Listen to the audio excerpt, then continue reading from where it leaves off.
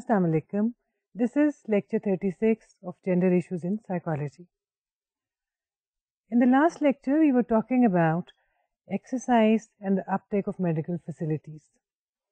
We basically talked about the nature of exercise, the different varieties of exercise available, and the effects of different kinds of exercises. And we said that the minimum amount of exercise required for maintaining physical fitness, especially from the medical point of view, is about 3 times a week for about 20 to 25 minutes, done on a regular basis. That is, if a person is exercising, especially doing some aerobic exercise, then thrice a week is quite enough. Many people like to do it every day, 6 times a week or 7 times a week. Some people exercise twice daily too. But the purpose of exercise should be physical fitness, and one should not feel fatigued or tired after exercise. We also talked about health effects of exercise and how exercise can help in preventing various diseases. Then the second thing that we talked about in the last lecture was uptake of medical facility. We talked about the significance of using the available facilities, especially for screening purposes.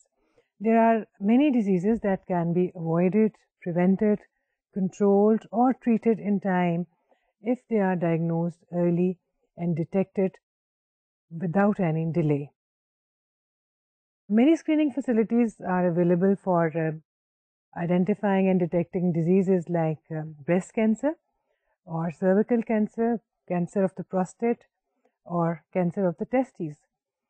But if people will not utilize the screening facilities available, they will not be able to have their problem detected in time, which means very poor prognosis in future. For the last few lectures, we have talked about different aspects of health. The basic purpose of that discussion and that talk is to take health as a gender issue and how gender becomes an important variable, important factor in health, healthcare, disease, and uptake of medical facilities. Health, we said that it is internationally defined as a state of complete, perfect physical, mental, and social well-being. So, in order to be called a healthy person, a person has to be physically healthy, socially healthy, and psychologically healthy. Health is not the absence of disease alone. Of course, a person who is having some serious health problems or suffering from a chronic disease, for example, that person cannot be called a healthy person. But health is a global thing. It covers all aspects of a human being's life. ہم یہ بات کر رہے تھے کہ health میں اگر محض ڈیزیز کی ایبسنس یا کسی بیماری کا نہ ہونا جو ہے وہی ایک ایسی چیز نہیں کہ جو کسی کی ہیلتھ کو ڈیفائن کرتی ہے. ہیلتھ کے لیے کسی شخص کے سوشل ریلیشن شپس کا ہیلدی ہونا اور اچھا اور خوشگوار ہونا ضروری ہے. اس کے ساتھ ساتھ انسان کی ذہنی کیفیات، اس کی فیلنگز، اس کے احساسات اور اس کا سائیکولوجیکل جو میک اپ ہے، سائیکولوجیکل ویل بینگ ہے، وہ بھی ایک خوشگوار احساس کا باعث ہونی چاہیے، ایک اچھی فیلنگ کا باعث ہونا چاہیے، اور انسان جو ہے وہ کسی بھی ذہنی الجھن کا شکار نہیں ہونا چاہیے. وقتی الجھنیں اور چیز ہیں، وقتی پرابلمز ایک اور چیز ہے.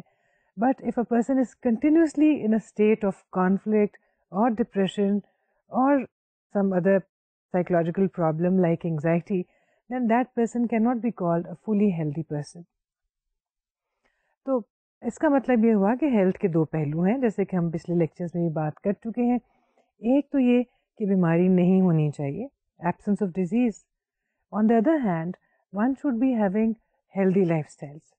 ہمارے لائف سٹائلس، ہمارا طرز زندگی ایسا ہونا چاہیے کہ اس میں صحت جو ہے وہ پروموٹ ہو رہی ہو، بیماری کو ہم پریونٹ کر رہے ہوں، اور اس کے ساتھ ساتھ جو ہیلدی بیہیویئرز ہیں ان کے ذریعے اپنی صحت کو ہم اچھا بناتے رہیں. پچھلے کچھ ڈیکیڈز میں، پچھلی کچھ دہائیوں میں ہیلتھ سائنٹسٹ جو ہیں، میڈیکل سائنٹسٹ جو ہیں، اور psychologist who are involved in health research, their interest has been a bit different from what it used to be, say, 40 years ago or 50 years ago. پہلے جب ریسرچ کی جاتی تھی تو زیادہ تر جسمانی بیماریوں کے حوالے سے میڈیکل سائیکالوجی میں ریسرچ ہوتی تھی یا بیہیورل میڈیسن میں. وقت گزرنے کے ساتھ ساتھ یہ احساس پیدا ہوا ہے کہ ہمیں صرف بیماری کے نفسیاتی پہلوؤں پر غور نہیں کرنا چاہیے، بلکہ ہمیں یہ دیکھنا چاہیے کہ بیماریاں پریونٹ کیسے ہو سکتی ہیں اور کس طرح سے ہو سکتا ہے کہ لوگ جو ہیں وہ اتنی اچھی صحت کے مالک ہوں کہ وہ بیماری کا مقابلہ بھی کر سکیں اور ان کا امیون سسٹم بھی اتنا اچھا ہو کہ کوئی بیماری اگر ان پر حملہ کرے بھی تو وہ اس سے محفوظ رہ سکے. So today the emphasis of psychological research into health or research in health psychology or behavioral medicine or even medical research, the emphasis is different from it used to be.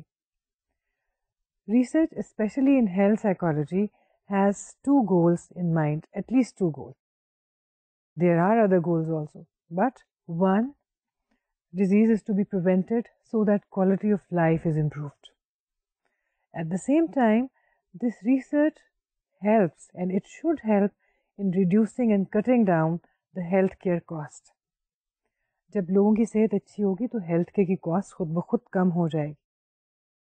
اس کا مطلب یہ ہے کہ ہمیں ایک طرف تو کسی بیماری کا شکار لوگوں کی ریہیبلیٹیشن کے لیے کام کرنا چاہیے اور دوسری طرف ہمیں توجہ دینی چاہیے اس چیز پر کہ لوگ اپنے ہیلدی بیہیویئرس کو کیسے بہتر بنا سکتے ہیں، انہانس کر سکتے ہیں اور کیسے زیادہ اچھا محسوس کر سکتے ہیں. اسی سلسلے میں ہم نے ایکسرسائز کی بات کی تھی اور اپ ٹیک آف میڈیکل فیسلٹی کی بات کی تھی.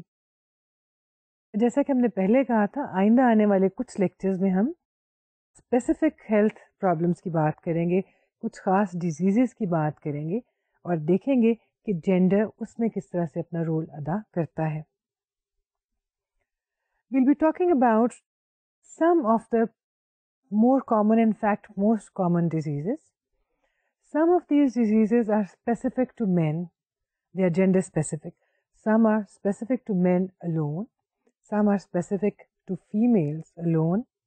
Some are found in both genders, but they are more common in females, and some are more common in men. Since we are dealing with it as a gender issue, emphasis will be on seeing how gender differences are found in different diseases, in risk factors, and in getting out of the ailment. یعنی ہم یہ دیکھیں گے کہ وہ بیماریاں جو ہیں ان میں جینڈر کس طرح سے ایک رسک فیکٹر کے طور پہ ظاہر ہوتا ہے، کیا وجہ ہے کہ کوئی بیماری مردوں میں زیادہ پائی جاتی ہے اور کوئی عورتوں میں، اور اس کے ساتھ ساتھ جیسے کہ ہم نے کہا ہم کچھ ایسی فزیکل کنڈیشنز کی بات بھی کریں گے جو کہ صرف خواتین میں پائی جاتی ہیں کیونکہ ان کا تعلق ہی فیمیل فزیولوجی اور انیٹمی سے ہے. لیکن ہم ان ڈیزیزز اور ایلمنٹس کی تفصیل میں زیادہ نہیں جائیں گے، یعنی ہم ان کی نیچر اور سمپٹومٹولوجی میں بہت زیادہ تفصیل نہیں دیکھیں گے کیونکہ ہم ایزیوم کر رہے ہیں کہ یہ چیزیں آپ نے کسی اور کورس میں مثلاً ہیلتھ سائیکالوجی کے کورس میں یقیناً پڑھ رکھی ہوں گی. لیکن ہم ان کے بارے میں اتنی ڈسکشن ضرور کریں گے کہ اگر آپ ان چیزوں کے بارے میں پہلے نہیں جانتے تو اب ان لیکچرز کے بعد آپ ان سے آگاہ ہو جائیں گے. In the forthcoming lectures, we will be discussing gender and heart disease, gender and cancer, eating disorders, HIV/AIDS, problems of females' reproductive health, gender and mental illness. ان ڈسآرڈرز میں سے آپ تقریباً سبھی کے نام سے پہلے سے واقف ہیں. سب سے پہلے آج کے لیکچر میں ہم آغاز کریں گے اپنی گفتگو کا ہارٹ ڈیزیز کے بارے میں. Heart disease is something that you are very familiar with, very well familiar with. You know people who suffer from heart disease and you read about it, and you also hear about people who are having certain medicines for controlling this ailment or disease. Health related material جب آپ پڑھتے ہیں، literature جب پڑھتے ہیں تو اس میں آپ کو 2-3 ایسے الفاظ دکھائی دیں گے، ایسی ٹرمینالوجی ملے گی جس سے مراد ہارٹ ڈیزیز ہی ہے لیکن مختلف الفاظ استعمال کیے جاتے ہیں. Cardio vascular disease, at times they write coronary heart disease, and sometimes we find just the word heart disease. Cardiovascular disease ایک ذرا براڈر ٹرم ہے جس میں ہارٹ ڈیزیز بھی ایک حصہ ہے اور پرابلمس اس کے علاوہ ہو سکتے ہیں. لیکن آج کے لیکچر میں جب ہم ہارٹ ڈیزیز کی بات کریں گے تو we will be primarily referring to coronary heart disease اور CHD. اور عام طور پہ جو ہم لوگوں کو دل کی بیماری کا شکار دیکھتے ہیں یا دل کی بیماری کا یا دل کے عارضے کا ذکر کرتے ہیں تو اس وقت ہم CHD یا کورونری ہارٹ ڈیزیز کا ہی ذکر کر رہے ہوتے ہیں. کیونکہ ہم نے اس موضوع پر ایک ہی لیکچر میں بات کرنی ہے، ہم کوشش کریں گے کہ ہم آپ کو تھوڑی سی انفارمیشن دیں اس کی نیچر کے بارے میں، سمپٹومیٹالوجی کے بارے میں اور رسک فیکٹرز کے بارے میں. رسک فیکٹرز کے بارے میں اس لیے کیونکہ جینڈر ایک اہم رسک فیکٹر ہے ہارٹ ڈیزیز میں. اور اس کے علاوہ ہم دیکھیں گے کہ کیا مورٹیلٹی ریٹس کیا ہیں، رسک کتنا زیادہ کس کے لیے ہے، کن حالات میں ہارٹ ڈیزیز جو ہے اس کا زیادہ چانس ہے، کب اس کو پریونٹ کیا جا سکتا ہے، اور کون لوگ ہیں اگر اپنا وہ لائف سٹائل چینج کر لیں بہت حد تک اس پر قابو پا سکتے ہیں. If you remember in one of the previous lectures we said that a significant change that has taken place in the area of health during the past about 100 or more years is that the cause of death in case of human beings has changed. Infectious diseases are no more the cause of death, at least the major cause of death today. The major causes of death or the major killers of today are lifestyle related and lifestyle based. پرانے زمانے میں لوگ infection سے مر جایا کرتے تھے. آج کے زمانے میں آپ شاید ہی کسی کے بارے میں سنیں کہ وہ اپنی جان سے ہاتھ دھو بیٹھا کسی انفیکشن کی وجہ سے، کیونکہ اتنی اچھی اینٹی بایوٹکس موجود ہیں اور وائرسز جو ہیں ان کا بھی علاج موجود ہے. ہم جانتے ہیں ان کو کس طرح سے مینیج کیا جا سکتا ہے. زیادہ سیریس بیماریاں اور کرونک النیسز جو ہمیں آج دکھائی دیتی ہیں ان میں سے زیادہ تر کا تعلق اس بات سے ہے کہ لوگ کس طرح کی زندگی گزار رہے ہیں، ذہنی طور پر بھی اور جسمانی طور پر بھی. And heart disease is one of those major killers of today. In fact, heart disease is the first and topmost reason or cause of death today. دنیا بھر میں سب سے زیادہ لوگ ہارٹ ڈیزیز کی وجہ سے یا دل کے عارضے کی وجہ سے ہلاک ہوتے ہیں. Coronary heart disease or CHD refers to problems or diseases affecting the circulatory system and hence the blood supply to various parts of our body, including our heart. The main or root cause of CHD is atherosclerosis. Atherosclerosis refers to the thickening of the coronary arteries. Coronary arteries are the vessels or the pipelines that supply blood to the heart. Buildup of plaques is the primary cause of this condition. When the blood vessels are thickened, they are less flexible, hardened, narrowed, and less capable of sustaining fluctuations in the pressure with which blood passes through these vessels. تو اصل مسئلے کی جڑ کیا ہے؟ ایک condition atherosclerosis، ایسی condition جس کی وجہ سے ہارٹ کی مختلف بیماریاں جو ہیں ان کا آغاز ہوتا ہے. یہاں پہ ایک چیز میں سمجھتی ہوں کہ اس کو ہمیں پوائنٹ آؤٹ کرنا چاہیے، اور وہ یہ کہ this lecture is not meant for a medical student. So we are talking to students of psychology who probably have a background of health psychology and maybe they don't have that background as yet. So we'll be talking about these things, the diseases, the symptomatology and the treatment if we talk about it in common everyday language using common everyday vocabulary.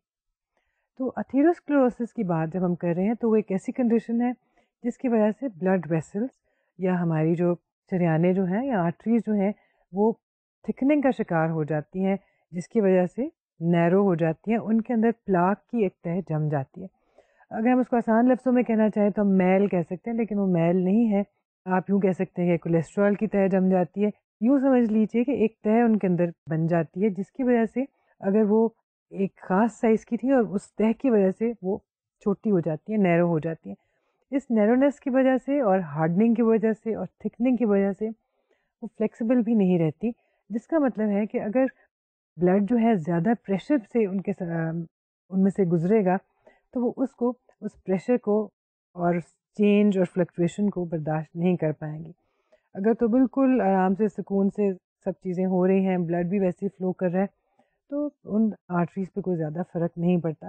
لیکن جہاں stress آئے گی یا مثلاً کسی نے strenuous exercise کی ہے اور دوران خون جو ہے اس کی رفتار بڑھ جائے گی, پریشر بڑھ جائے گا, تو اس وقت ان شریانوں کے لیے اس پریشر کو برداشت کرنا آسان نہیں رہے گا, جس کی وجہ سے فردر پرابلمس ہوتے ہیں. کچھ پرابلمس کا ہم یہاں پہ صرف نام لے کر ذکر کریں گے. In common everyday vocabulary, we can say that atherosclerosis may lead to a variety of problems. Difficulty in blood flow, blockade in blood flow, restricted blood flow and restricted blood supply to the heart and other organs, muscles and tissues. A lack or poor supply of oxygen to various organs and muscles, including the heart, a resulting pain, especially in the chest region, and a resulting difficulty in breathing. Blood, اب آپ کو تھوڑی سی پہچان ہونی چاہیے کہ ہماری body میں بلڈ کی سرکولیشن میں دو طرح کی ویسلز کم از کم موجود ہیں, وینز اور آرٹریز. آرٹریز وہ ویسلز ہیں جو کہ صاف خون لے کے, ایسا خون لے کے which contains oxygen and nourishment, it goes to the heart, اور پھر یوں وہ تمام بلڈ پمپ ہو کے پوری باڈی میں سرکولیٹ کرتا ہے. جب بلڈ ویسلس ہماری کنسٹرکٹ ہو جائیں گی, نیرو ہو جائیں گی, بلڈ کی سپلائی رک جائے گی, بہت مشکل ہو جائے گی, یا رکاوٹ کے ساتھ چلے گی یا بہت سلو ہوگی, جس صورت میں ہماری باڈی کے مختلف مسلس کو اور ٹیشوز کو, خاص طور پہ ہارٹ کو, وہ نرشمنٹ اور وہ آکسیجن نہیں ملے گی جو کہ اس کو درکار تھی اور جس کی اس کو عادت تھی. اور تھوڑا سا یہاں پہ آپ کے نالج کے لیے, یا یوں کہہ لیجیے کہ آپ کو یہ احساس دلانے کے لیے کہ یہ آکسیجن کہاں سے آ رہی تھی. جب ہم سانس لیتے ہیں اور ہمارے پھیپھڑوں کے ذریعے جو ہوا اندر جاتی ہے, اس میں سے آکسیجن جو ہے وہ بلڈ کے اندر شامل ہو جاتی ہے, اور یہی وہ صاف بلڈ ہے جو بعد میں باڈی میں سرکولیٹ ہوتا ہے, اور پھر ایک پوری گردش کے بعد وہ واپس اسی مقام پہ آتا ہے تاکہ وہ نئی آکسیجن لے کے جائے. تو محض آپ یوں یہ دیکھ سکتے ہیں کہ بلڈ ویسل کے تھکن ہونے کی وجہ سے یا نیرو ہونے کی وجہ سے ایک سائیکل سٹارٹ ہو جاتا ہے پرابلمس کا. What happens to the body when the blood vessels are not in a good shape? In any living organism, if anything goes wrong with even the tiniest part of the body, it affects the whole system. Similarly, when the basic infrastructure of the circulatory system is affected, it affects the whole system very seriously. The impact of problems in the circulatory system is serious because this system has a direct, continuous, non-stop contact with the whole body. This state of affairs may result into two different but related conditions. تو جب یہ صورتحال پیدا ہو جائے کہ ہماری blood vessels جو ہیں وہ بلڈ کو اس طرح سے سپلائی نہیں کر رہی جس طرح سے کرنا تھا, اور ہمارے بلڈ میں وہ جو نرشمنٹ اور آکسیجن اس کے ذریعے مختلف مسلز اور ٹیشوز کو ملنی تھی وہ نہیں پہنچ رہی یا بہت کم مقدار میں پہنچ رہی ہے, تو اس کے نتیجے میں کم از کم دو ایسی سچویشنز پیدا ہو سکتی ہیں جن کے نام سے آپ پہلے ہی واقف ہیں. ایک انجائنا پیکٹورس اور دوسری مایوکارڈیل انفارکشن یا ایم آئی, یا جس کو آپ عام الفاظ میں ہارٹ اٹیک کہتے ہیں. بہت سے لوگ کسی کو انجائنا ہونے کی صورت میں بھی کہتے ہیں کہ جو ان کو دل کا دورہ پڑ گیا یا ان کو ہارٹ اٹیک ہو گیا. Angina is not heart attack. Heart attack is known as M I اور مایوکارڈیل انفارکشن. دونوں میں دیکھا جائے تو ایک ہی صورتحال کے دو مختلف کانسیکوینسز ہیں, دو مختلف نتائج ہیں, اور ان میں ایک ڈگری کا فرق ہے. مگر بہرحال ایک سائیکالوجی کے اسٹوڈنٹ ہونے کے ناطے اور ایک پڑھے لکھے انسان ہونے کے ناطے آپ کو کنفیوز نہیں کرنا چاہیے انجائنا کو اور ہارٹ اٹیک کو. Angina pectoris, it refers to the restricted blood supply to the myocardium اور the heart muscle. This temporary and usually short-term restriction or shortage of oxygen and nourishment results into the alarm of heart disease, that is angina. So angina سے مراد ہے restricted blood flow to the heart. جب blood کی supply restricted ہوگی, oxygen جو ہے وہ اس کے ساتھ شامل ہو کے ہارٹ تک نہیں پہنچ رہی, تو مایوکارڈیم پر اس کا افیکٹ ہوگا. مایوکارڈیم سے مراد ہے ہارٹ کا مسل. جیسے باڈی کے کسی بھی اور مسل کے ساتھ ہوتا ہے، اگر اس کو آکسیجن نہیں مل رہی ہوگی تو اس کو ایک ڈسکمفرٹ کا احساس ہوگا. انجائنا کی علامات عام طور پر چند منٹ تک رہتی ہیں. اس میں یہ یاد رکھنے کی بات ہے کہ عام طور پر پریسیپیٹیٹنگ کاز جو ہے وہ اسٹریس، بہت زیادہ اسٹریس یا اسٹینوس ایکسرسائز ہے. عام طور پر لوگوں کو بہت زیادہ ایکسرسائز کے بعد، بہت زیادہ اسٹریس کے بعد، خواہ وہ بہت زیادہ خوشی کی صورت میں ہو یا بہت زیادہ غم کی صورت میں، کسی شوق کے بعد، کسی صدمے کے بعد یا کسی دھچکے کے بعد یہ ایکسپیرئنس ہوتا ہے.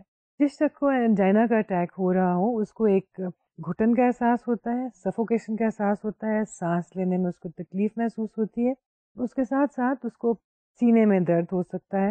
بعض لوگوں کو شدید کرشنگ پین ہوتا ہے، اسکویزنگ پین ہوتا ہے، بعض کو ذرا سا ہلکے لیول کا پین ہوتا ہے اور ان کو گھٹن کا احساس زیادہ ہوتا ہے. ڈائبیٹک پیشنٹ کی صورت میں عام طور پر ان کو ہارٹ کا پرابلم جب ہوتا ہے اور ہارٹ اٹیک بھی ہوتا ہے تو سائلنٹ اٹیک ہوتا ہے، تو عام طور پر ان کو درد نہیں ہوتا اس طرح سے جس طرح سے کسی دوسرے شخص کو ہوتا ہے. اسی وجہ سے ان کو زیادہ نقصان ہو جاتا ہے ہارٹ ڈیزیز کی وجہ سے. تو انجائنا میں درد عموماً سینے میں اور بازو کی جانب ہوتا ہے. عام طور پر بائیں بازو میں زیادہ جو ہے درد کی شکایت لوگ کرتے ہیں. بعض صورتوں میں یہ درد جو ہے گردن میں یا جوز میں محسوس ہو سکتا ہے. اور اس طرح اگر کسی شخص کو ذرا سا بھی خدشہ ہے کہ اس کو ہارٹ ڈیزیز ہو سکتی ہے تو اس کو اس قسم کے اچانک ہونے والے درد کو اگنور نہیں کرنا چاہیے. بعض اوقات پیٹ میں درد محسوس ہوتا ہے اور بدہضمی کی سی کیفیت محسوس ہوتی ہے، اور لیکن دراصل وہ ہو سکتا ہے کہ ہارٹ کے پرابلم کی وجہ سے ہو. انجائنا کو اگر ہم دیکھیں تو اس کو اگر ہم نے کمپیئر کرنا ہو ہارٹ ڈیزیز میں ہارٹ اٹیک یا مایوکارڈیل انفارکشن کو اور انجائنا کو، تو وہ شخص جس کو انجائنا ہوتا ہے اس کے مقابلے میں خوش قسمت ہے جس کو پہلی دفعہ میں ہی ہارٹ اٹیک ہو گیا. Because angina is an alarm. It tells you that something is wrong with your heart and something needs to be done about it. انسان کے پاس وہ وقت ہوتا ہے، وہ مہلت ہوتی ہے کہ وہ ڈاکٹر کے پاس جا سکتا ہے. ڈاکٹرز ٹیسٹ کر سکتے ہیں، ای سی جی کر سکتے ہیں، دوائیاں ریکمینڈ کر سکتے ہیں، ریسٹ ریکمینڈ کر سکتے ہیں، جس کا مطلب ہے کہ اگر اس کے بعد سے انسان اپنا لائف اسٹائل تبدیل کر لے تو وہ صحت یاب ہو سکتا ہے اور خاصی عرصے تک صحت مند رہ سکتا ہے. دوسری سچویشن ہے مایوکارڈیل انفارکشن، ایم آئی یا ہارٹ اٹیک.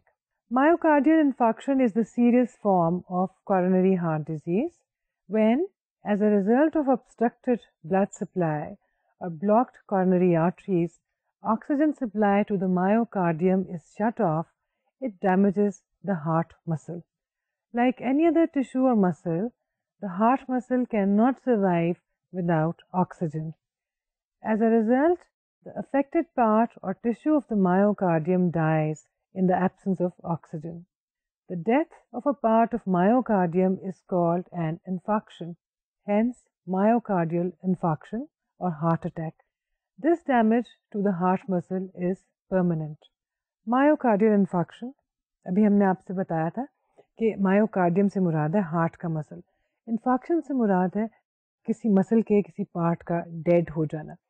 جب اگر انجائنا ہم نے کہا تھا کہ اس کی تکلیف جو ہے اس کی شکایت چند منٹ رہتی ہے عام طور پر، اور فرد کے پاس اتنا وقت اور اتنی ہمت عام طور پر ہوتی ہے کہ وہ ڈاکٹر کے پاس خود چلا جائے یا کسی کو کہے کہ مجھے آپ ڈاکٹر کے پاس لے جائیں.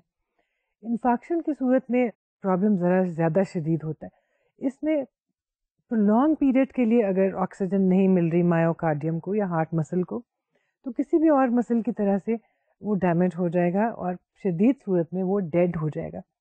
تو جب کسی مسل کا کوئی حصہ جو ہے اس طرح سے جب ختم ہو جائے، ڈیڈ ہو جائے، تو یہ ایک پرماننٹ لاس ہے، اور یہ لاس جو ہے جو کہ مایوکارڈیم کو ہوتا ہے اس کو ہم کہتے ہیں انفارکشن. تو جب مایوکارڈیم کا کوئی پارٹ جو ہے وہ ڈیڈ ہو جائے گا تو اس کو ہم کہیں گے مایوکارڈیل انفارکشن، اور یہ ڈیمیج جو ہے یہ ریپیئر نہیں ہو سکتا.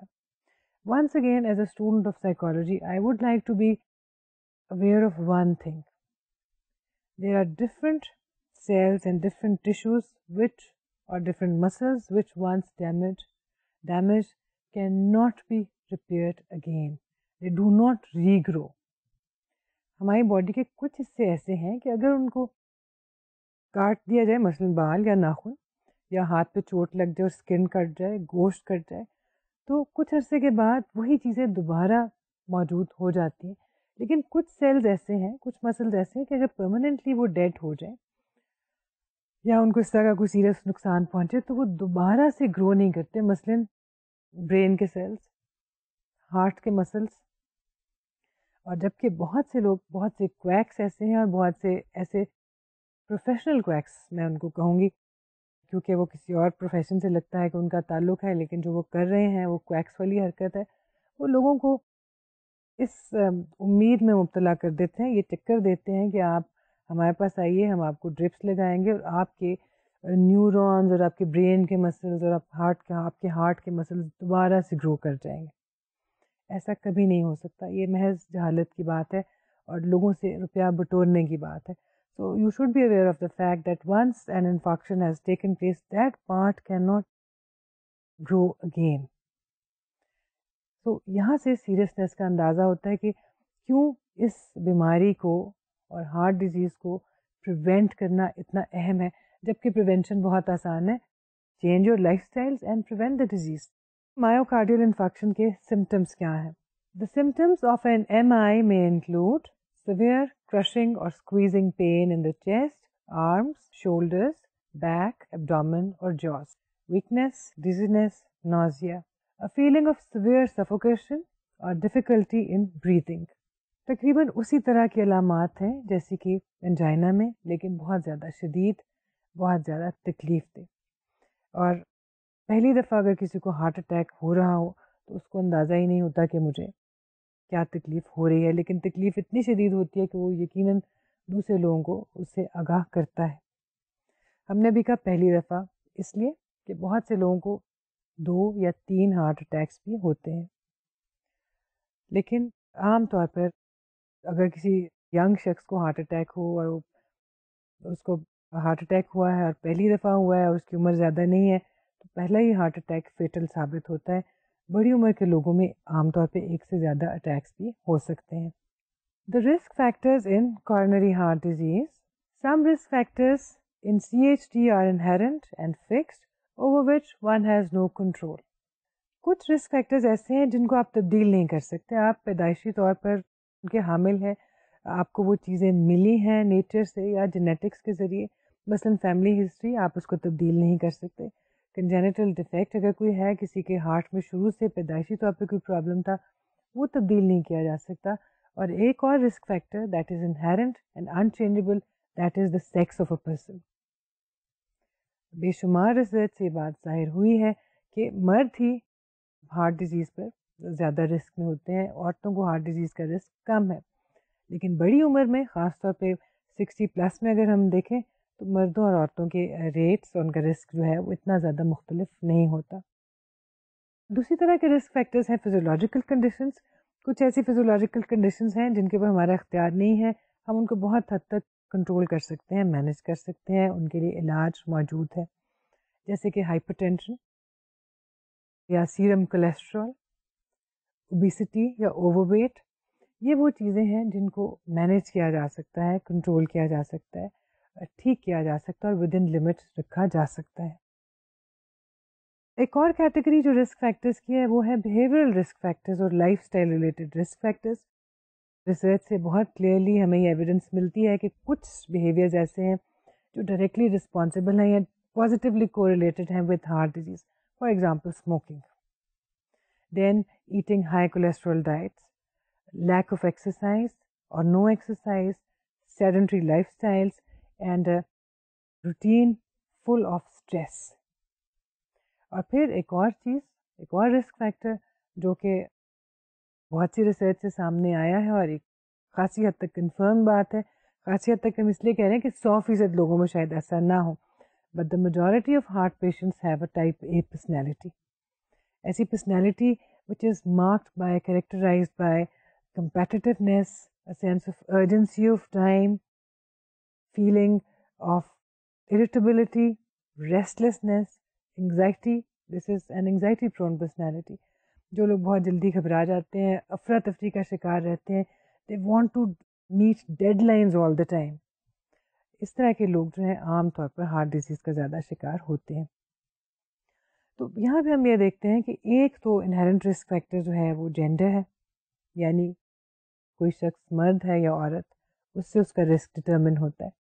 اس کے ساتھ ساتھ یہ بھی دیکھا گیا ہے کہ جو کچھ فزیولوجیکل کنڈیشنز ہیں اور کچھ ایسی بیہیویئرس ہیں، لائف اسٹائل ریلیٹڈ جو بیہیویئرس ہیں، وہ ریلیٹڈ ہیں جینڈر کے ساتھ، اور یہ سب کچھ مل کے ایک طرح کا اسٹرکچر بناتے ہیں، ایک طرح کا کمپاؤنڈ رسک فیکٹر باڈی بناتے ہیں. یعنی مختلف طرح کے سمٹمز اکٹھے ہو کے مختلف طرح کے رسک فیکٹرز مل کے مردوں کے لیے اور عورتوں کے لیے ان کا رسک ڈٹرمن کرتے ہیں.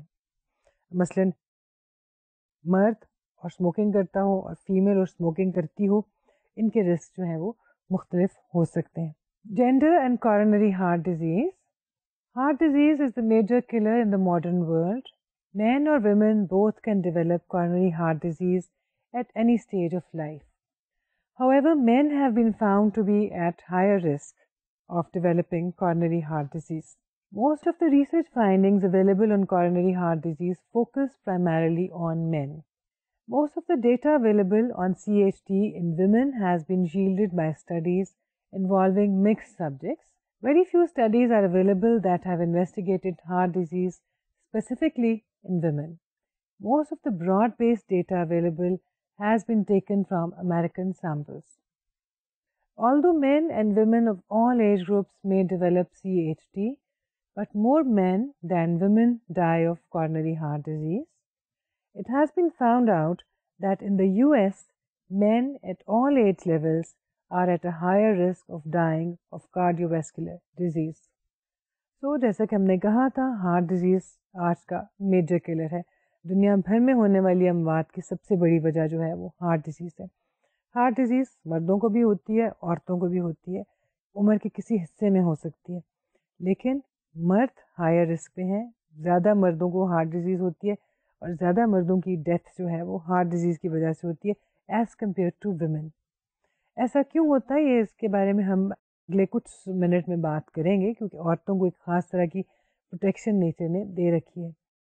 لیکن چند چیزیں یاد رکھنے کی ہیں کہ ہمارے پاس اس وقت جو ڈیٹا اور انفارمیشن اویلیبل ہے زیادہ تر ویسٹرن کلچر سے لیا گیا ہے، اور ان میں سے جو زیادہ بڑی ریسرچز ہیں، براڈ بیس ریسرچز ہیں، وہ امریکی سوسائٹی پہ کی گئی ہیں. ہاں، ہم نے دیکھا ہے کہ ہمارے ہاں بھی اس کی ریلیونس ہے اور ہمارے ہاں بھی اسی طرح کے ٹرینڈس پائے جاتے ہیں.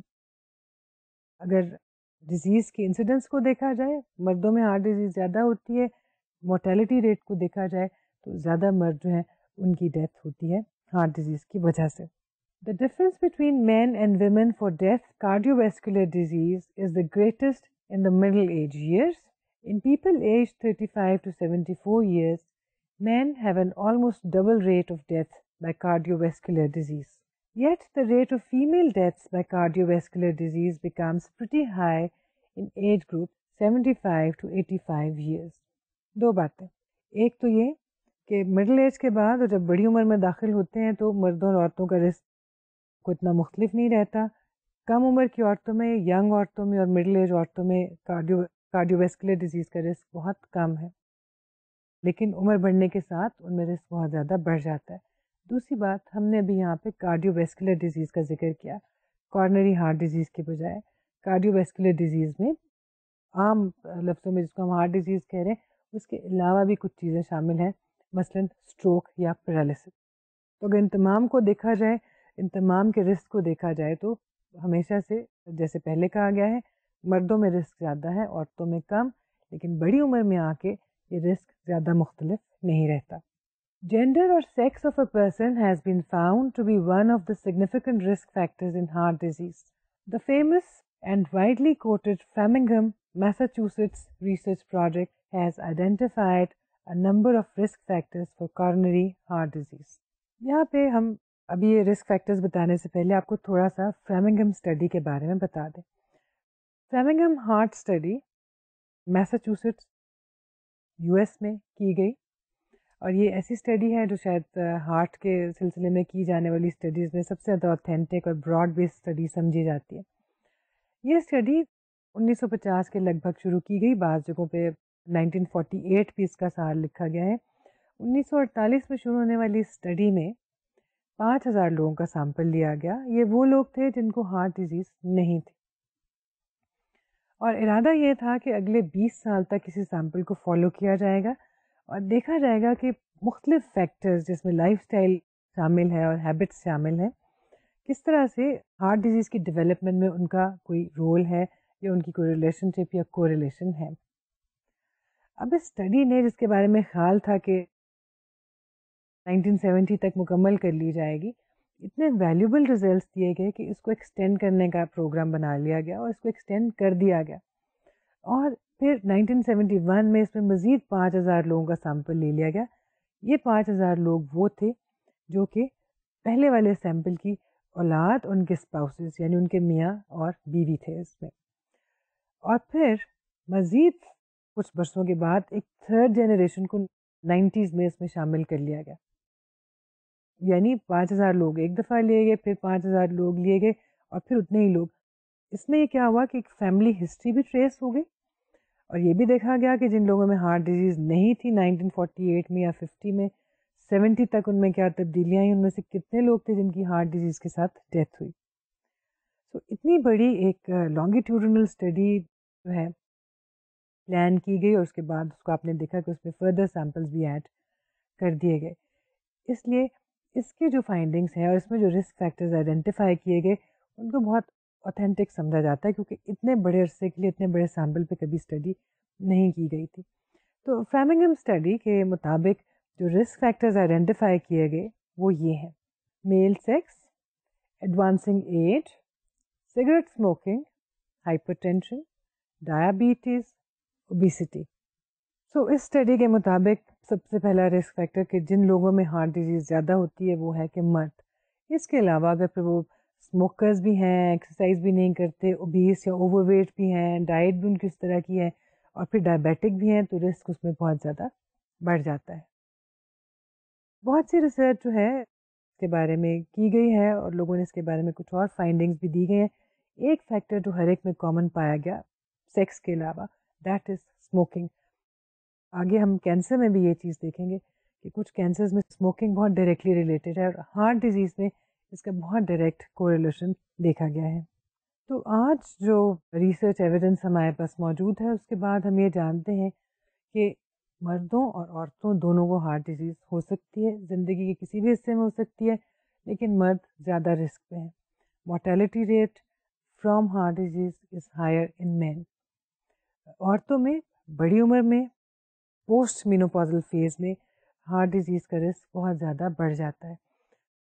Another important thing is that although more men die of heart disease than women, but in case of a first heart attack, if the patient survive, the prognosis is much better in case of men as compared to women. Also, the chance of survival is higher in men than in women.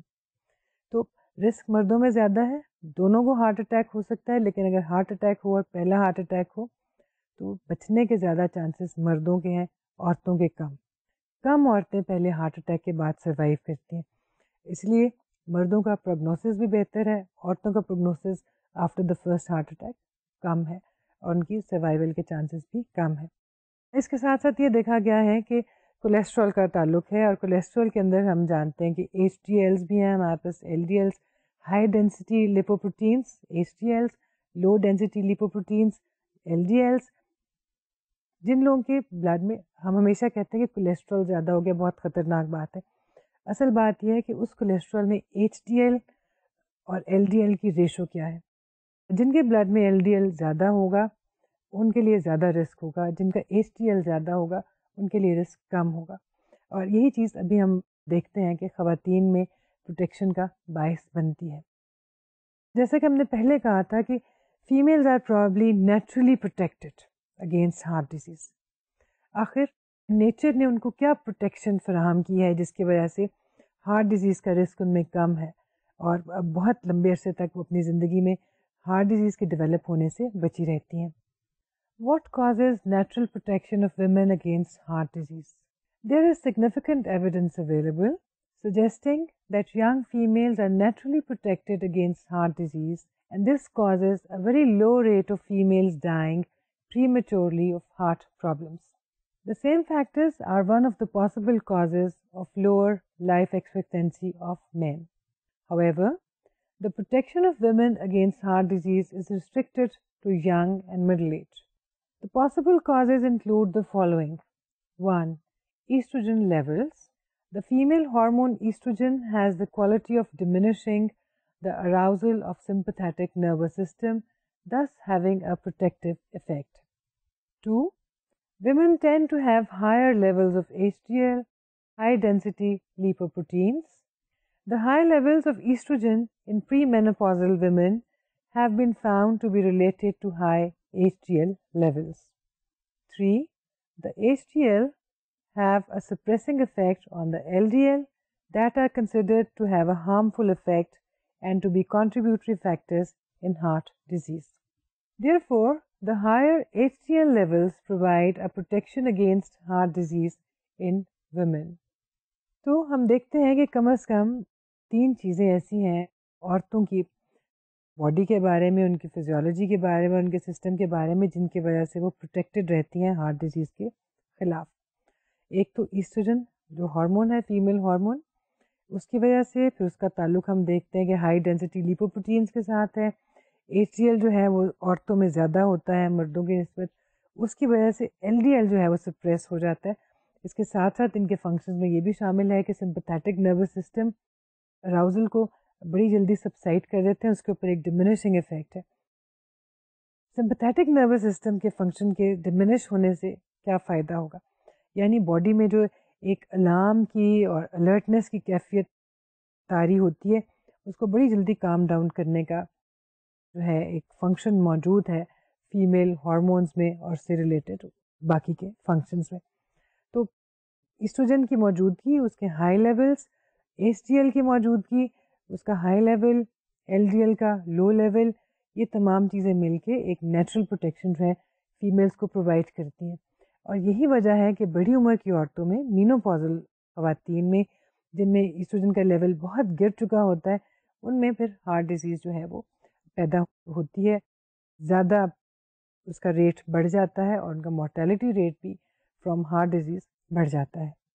Pre menopausal women known to have high levels of HDL as well as estrogen as compared to men exhibit smaller increases in blood pressure, neuroendocrine, and some metabolic reactions in response to stress.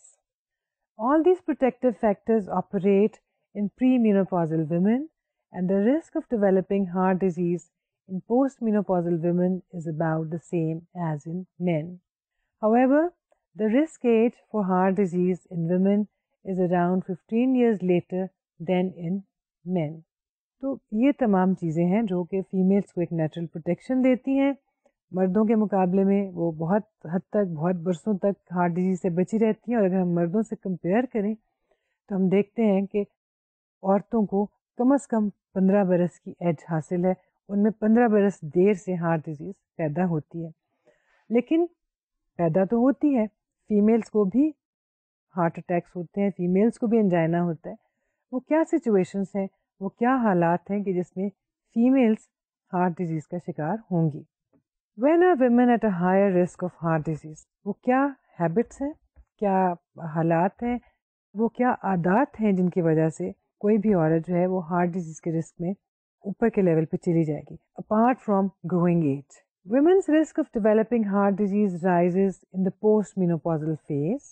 In this period, some direct and some indirect causes lead to heart disease, MI, and death due to coronary heart disease. Firstly, the estrogen levels decrease or diminish, removing the natural protection.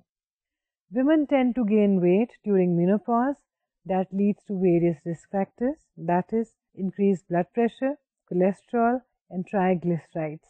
تو menopause کے نتیجے میں oestrogen کے level کم ہونے یا diminish ہونے کی وجہ سے، اس کے ساتھ ساتھ باڈی ویٹ بڑھنے سے، ایل ڈی ایل کولیسٹرول بڑھنے سے ایسی تبدیلیاں آتی ہیں جس کی وجہ سے جو فیمیلز ہیں وہ زیادہ پرون ہو جاتی ہیں، زیادہ ولنریبل ہو جاتی ہیں heart disease.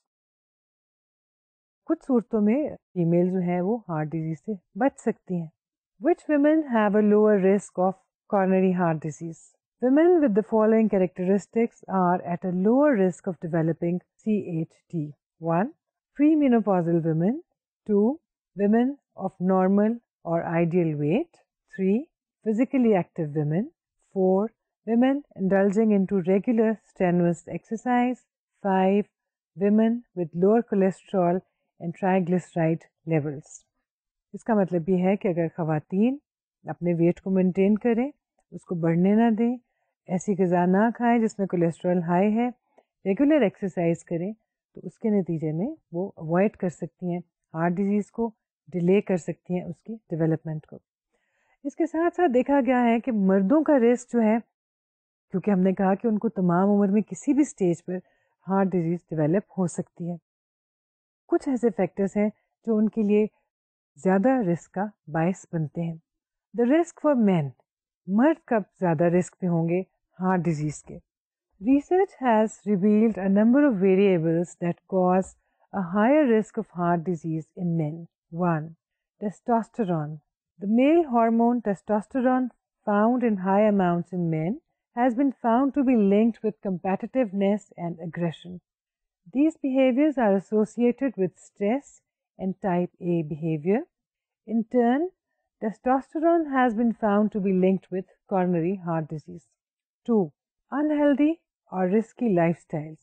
More men than women indulge into risky behaviors, for example, smoking, alcohol use, and eating high-fat foods. These behaviors lead to conditions that may lead to developing coronary heart disease. When men and women indulge into similar risky behaviors, the likelihood of dying of coronary heart disease is higher for men than women. 3. High-stress occupations. More men than women are involved in high-stress jobs, and stress is a causal factor in coronary heart disease. تو risk factors مردوں میں تھوڑے سے مختلف ہیں عورتوں سے.